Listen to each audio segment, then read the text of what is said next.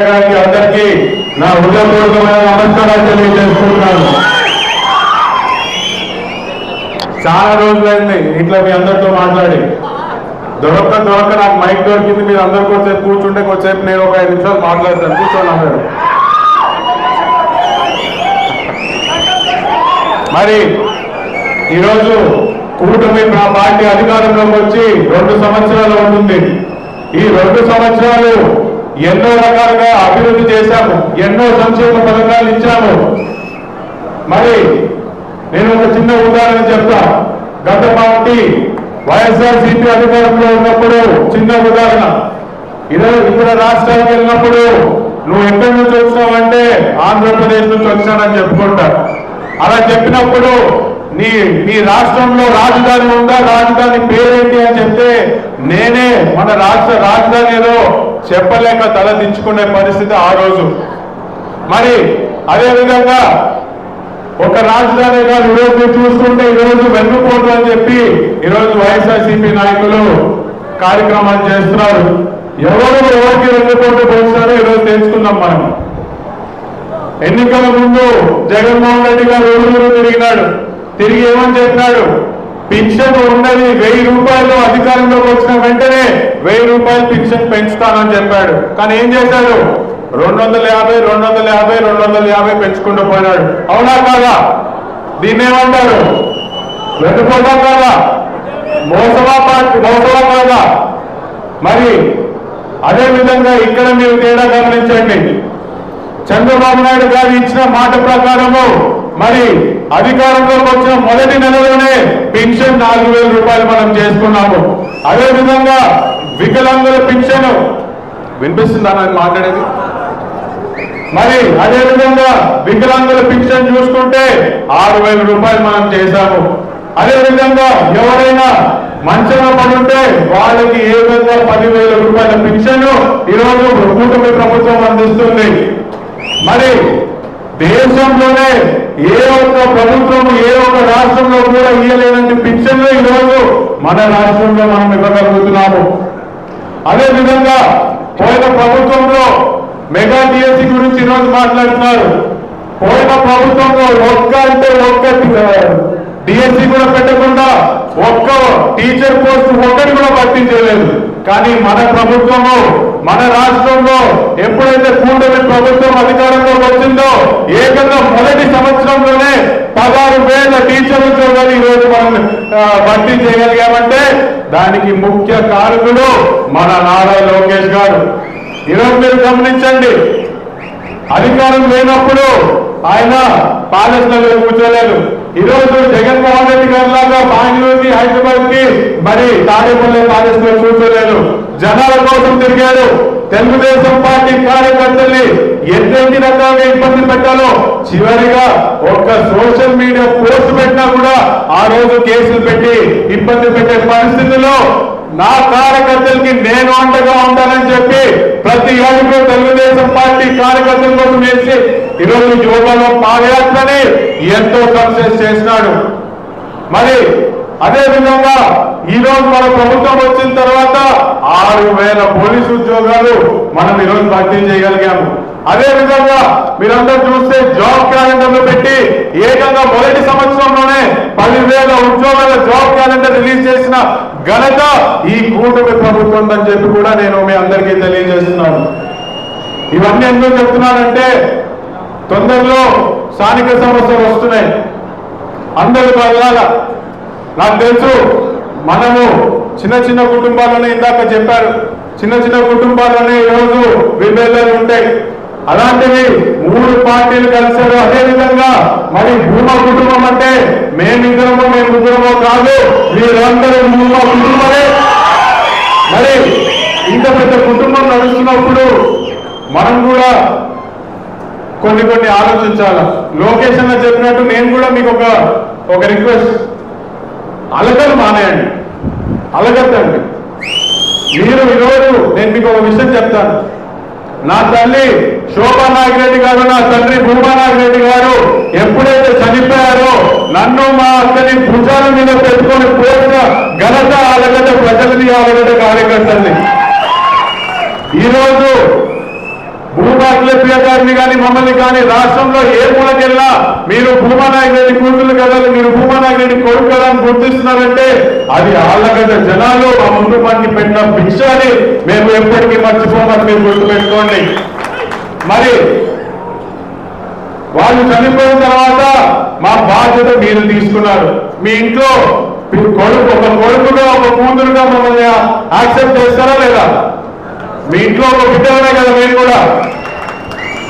ఏమైనా కూడా చిన్న చిన్న సమస్యలు చిన్న చిన్న పనులు జరిగినప్పుడు లేకపోతే మీకు ఎక్కడైనా స్థానికంగా ఇబ్బంది కలుగుతున్నప్పుడు మీరు వచ్చి మీ పిల్లలతో కొట్లాడే హక్కు ప్రతి ఒక్క కార్యకర్తకి ఉందని చెప్పి కూడా చాలా స్పష్టంగా తెలియజేస్తున్నారు. మేముండే ఇల్లు అది మనందరి ఇల్లు. ఆ ఇంటికి ఏ ఒక్క కార్యకర్త కూడా నాకు ఒక కష్టం ఉందని చెప్పి లోపలికి వస్తే ఖచ్చితంగా మీ కష్టానికి ఒక సొల్యూషన్ ఒక పరిష్కారం ఇచ్చేంత వరకు కూడా మేము వదిలిపెట్టము. మరి అదేవిధంగా ఈరోజు చిన్న చిన్న సమస్యలు వచ్చినప్పుడు అడిగి ఇంట్లో కూర్చుంటే ఎవరికి నష్టం? మనకే కదా, మనకే కదా. ఏం వినపడకుండా మనకా కాదా? మనకే నష్టం కదా. మరి మన సమస్యలు పరిశీలించుకోవాల్సింది ఎవరు? మీరు, మేము. అయితే మీరు మమ్మల్ని కన్విన్స్ చేయండి, లేకపోతే మేము మిమ్మల్ని కన్విన్స్ చేస్తాం. కొట్లాడుకుందాం, కానీ 4 గోడల మధ్య కొట్లాడుకొని ఒక పరిష్కారంతో బయటకు వద్దాం. ఇలా మనం చేసిన రోజు మీరు గుర్తుపెట్టుకోండి, ఆళ్లగడ్డలో భూమా కుటుంబంకున్న బలం ఈరోజు తెలంగాణలో సిరిసిల్ల కేటీఆర్ ఎలా తయారైందో రేపు పొద్దున భూమా కుటుంబానికి ఆళ్లగడ్డ కూడా అలానే కంచుకోటలా మిగులుతుంది. వచ్చే రోజుల్లో ఏ ఒక్క సమస్య ఉన్నా ఖచ్చితంగా దానికి పరిష్కారం తీసుకుంటాం. చిన్న చిన్న సమస్యలు ఏమైనా ఉంటే కొన్ని మీరు పరిష్కరించుకోగలిగితే అది చేసుకోండి. కాని పక్షంలో మీకు కొత్తగా నేను చెప్పేది ఏముంది? ఆ ఇల్లు తలుపులు మీకోసం ఎల్లప్పుడూ తెరుచుంటాయి. ఎప్పుడైనా వచ్చి మీ కష్టంకి మాతో పంచుకోండి అని చెప్పి తెలియజేస్తున్నాను. మరి ఈరోజు వైసీపీ నాయకులు మాట్లాడుతున్నారు. నాకు గుర్తు, జగన్మోహన్ రెడ్డి గారు ఒకరోజు ముఖ్యమంత్రిగా ఉన్నప్పుడు ఒకరోజు ఆలగడ్డకు వచ్చినాడు. ఆయన ప్రోగ్రాము బైపాస్ లో దిగుతాడు, 4 రోడ్ సర్కిల్ దగ్గర రాజశేఖర రెడ్డి గారి బొమ్మకి దండేస్తాడు, అటు వచ్చి బైపాస్కి వెళ్ళిపోతున్నాడు. నేను అదే రోజు కరెక్ట్ గా హైదరాబాద్ నుంచి వస్తున్నాను. బైపాస్ నుంచి ఆ బైపాస్ వరకు 4 రోడ్ సర్కిల్ నుంచి మొత్తం పట్టాలు కట్టున్నాయి. నాకు అర్థం కాల. ప్రధానమంత్రిని రావడం చూసిన, చివరికి అమెరికా ప్రెసిడెంట్ కూడా మన దేశానికి రావడం చూసిన, కానీ ఎప్పుడు ఎవరికి పట్టాలు కట్టలా. ఇదేంటిరా, జనాలు ఎన్నుకున్న ముఖ్యమంత్రి జనాల్లో రావడానికి ఇన్ని పర్దాలు కట్టాలా అనుకున్నా. జనాలు కూడా లేరు, అది వేరే విషయం. అది పక్కన పెడితే మన ఇంటి వైపు కదిలినా మన 4 రోడ్డు సర్కిల్ నుంచి పాత బస్ స్టాండ్ వరకు ఉన్న చెట్లన్నీ కొట్టేసినారు. ఇప్పుడు అటు నుంచి అట్టుపోతే ఇది ఇంటి ముందు చెట్లు ఎందుకు పోయినారా నేను అడిగితే, ఒకవేళ జగన్మోహన్ రెడ్డి గారు ఇక్కడ లెఫ్ట్ తిరిగితే కొమ్మలు ముట్టుకోకూడదంట. నాకు అర్థం కాలేదు, ఇదేం విచిత్ర పరిస్థితి. అంటే పిచ్చి పరాకాష్టానికి చేస్తే ఇంకొన్ని రోజులు ఉండింటే ఏం చేశారంటే, పైన జగన్మోహన్ రెడ్డి గారు హెలికాప్టర్లో తిరుగుతుంటే కింద ట్రాఫిక్ ఆపేసేవాళ్ళేమో. ట్రాఫిక్ ఎందుకు ఆపినారా అంటే ఇటు నుంచి జగనన్న కూపాలంటారేమో. అంటే పిచ్చి పరాకాష్టాలు చేస్తే ఏమన్నా మాట్లాడతారు. మరి ఈరోజు ఇంతకుముందు జగన్మోహన్ రెడ్డి గారు ముఖ్యమంత్రిగా ఉన్నప్పుడు వైసీపీ కార్యకర్తలు బాధపడేవాళ్ళు. అరే ఎందుకురా మా జగన్మోహన్ రెడ్డి వచ్చి ప్రెస్ మీట్లు పెట్టట్లేదు, ఎందుకు జనాలు కనిపించుకున్నాడు, ఎందుకు బయటికి రావట్లేదని. కానీ ఎన్నికల తర్వాత జగన్మోహన్ రెడ్డి గారు ప్రెస్ మీట్ పెడుతున్నారంటే వైసీపీ కార్యకర్తలు భయపడుతున్నారు. ఈ అమ్మాయి ఏం మాట్లాడతారా అని. ఒకసారి వస్తాడు మావిగాన్ని అంటాడు. దేశంలో ఈరోజు చిన్న పిల్లలు కూడా చూసి ఈరోజు అసహించుకునే పరిస్థితి. మావిగన్ అనే రాజధాని మనం పెట్టాలంటాడు. ఇంకోసారి ప్రెస్ మీట్ పెట్టి రాజశేఖర రెడ్డి గారిని చంపింది చంద్రబాబు నాయుడు గారు అంటారు. అరే మీ బాబాయ్ చంపింది చంద్రబాబు నాయుడు గారు అంటారు. ఇంకా చివరికి రాజారెడ్డి గారిని చంపింది కూడా చంద్రబాబు నాయుడు అని అంటాడు. అంటే మీరందరూ ఒకటి గమనించాలా, ఈరోజు వీళ్ళు ఏం చేస్తున్నారంటే ఒక అబద్ధం చెప్తే అది మనం నిజం అనుకుంటామేమో అని చెప్పి ఒక అబద్ధత భావంలో వాళ్ళు వచ్చి మాట్లాడుతున్నారు. కానీ మీరందరూ జాగ్రత్తగా ఉండాలా. ఎందుకంటే వీళ్ళు చేసే ఈ తప్పు ప్రచారాన్ని ఎక్కడికక్కడ మనం తిప్పికొట్టే బాధ్యత తెలుగుదేశం పార్టీ తరపు నుంచి కానీ, జనసేన తరపు నుంచి కానీ, బీజేపీ తరపు నుంచి కానీ మన అందరి పైన ఉంది. మరి ఇంకొంతమంది నాయకులు మాట్లాడతాడు, ఒకడు ఉన్నాడు మన జిల్లాలో, వాడు మాట్లాడతాడు రేపు పొద్దున మేము అధికారంలోకి వస్తే పోలీస్ స్టేషన్ల కాడ మేమే ఉంటాం, హాస్పిటళ్లలో మేమే ఉంటాం, ఎంఆర్ఓ ఆఫీసులలో మేమే ఉంటాం, చివరికి మీ ఇంటి ముందు కూడా మేమే ఉంటామని. ఒరే మీ కంపల్లో మీరు సావనరా నాయన, మీకు ఇల్లు లేవా? పోనీ మీకు ఇల్లు లేవంటే చెప్పండి, టిట్కోలో ఏదో ఒక ఇల్లు చూసి ఇప్పిస్తాము. ఏం చేస్తారు మీరు మా ఇంటికి వచ్చి? అరే ప్రతిపక్షంలో ఉన్నప్పుడే మిమ్మల్ని ఎవరు చూసి భయపడలేదు, మీరు ఈ రోజు వచ్చి మాట్లాడతారు.